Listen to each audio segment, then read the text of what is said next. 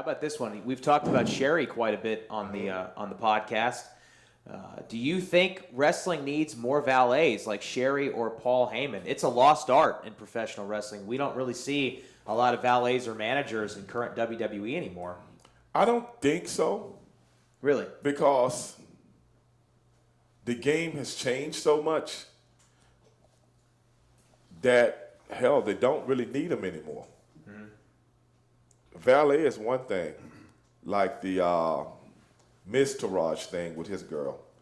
But the thing is, Sherri, when she was with Harlem Heat, we were a team. Mm-hmm. We were a team. We all dressed the same. It was never her presenting us. She was a part of us. And that's how we used to tell the announcers to put this out there. Mm-hmm. So she had a vested interest in us winning the match.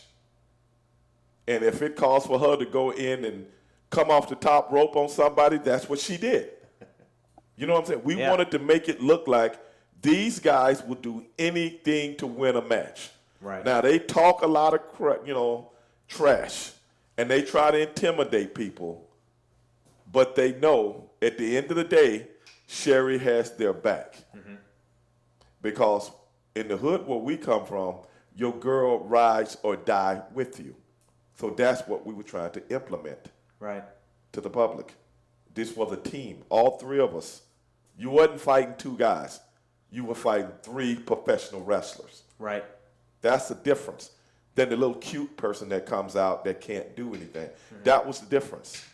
Now, Sherri was always a threat. I mean, yes. even when she was in WWF with Shawn Michaels at the time, I mean, she was always a threat. She would always get physically involved. Right. And there was that element, especially for that time, you didn't see from very many women in the business. Right.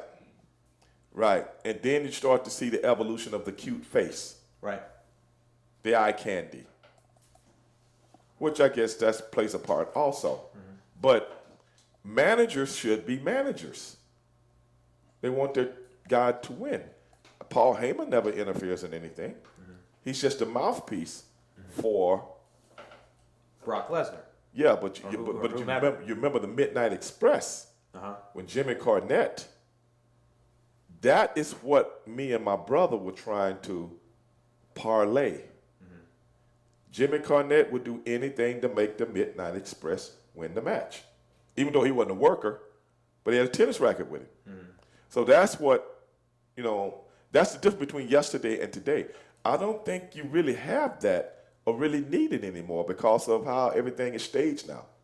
Because you remember a manager back then, he might have had 3, 4, 5 guys. Mm-hmm.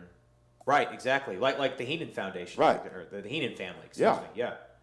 And I think that's a lost art. I think it can be brought back if it's done right. Right. But I'm just saying, I think that's why we don't see it as much. Mm-hmm. Because everything is this.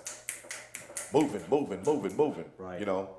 And all the interviews, all the promos are, so-and-so. Last week you had a match with so-and-so. What do you have to say about that? Well, as you know, I was blah, and blah. Hey, wait a minute. I'm right here. You say that, you know what I'm saying? Do you really need a manager for that? Really? No. I don't think so either. No. When you had Sherri or you had Jim Cornette with the Midnight Express, for example, they were out there building heat. Yes. They were constantly working the crowd. Right. So you had these guys in the ring who knew how to work and did an amazing job at building heat, and then you had someone on the outside that was working the crowd all the time too. Right. I mean, that you really don't see that anymore. No. I mean, we had just got another question too about what do you think could improve tag team wrestling today? I don't know how much of it you watch anymore, but I mean, I think perhaps that would be one of the things. I think the thing is, when you look at tag team wrestling today, you might have like Cesaro and his partner. That's a dominant team. Right. Sheamus, yeah. But the thing is, in our day and the decade that preceded us, you had a lot of tag teams. Mm-hmm. specialists. Tag teaming was a part of professional wrestling. Even back when I was a kid, tag teaming was a part of professional wrestling. Whereas you didn't see these guys in anything else but tag team matches. Right. Now today it almost feels like you have a tag team and basically they're just set up so that eventually one of those guys and or both can get a singles run. Right. So there really are no more, other than maybe the Usos or something like that. But Sheamus and Cesaro, they look dominant. But if it was 6 others or 5 other dominant, like, you know what I'm saying, and you can have angles between all of them, that was always a big part of the show. Yeah. Always. But it's not now. But that's what I see. Right. That's what I see. Yeah. It's not a real part of, even though tag team wrestling is still there, they're not specialists. Mm-hmm. There were singles guys that are put together to be a tag team. Right. And you know it's not going to last because eventually they'll go their separate ways.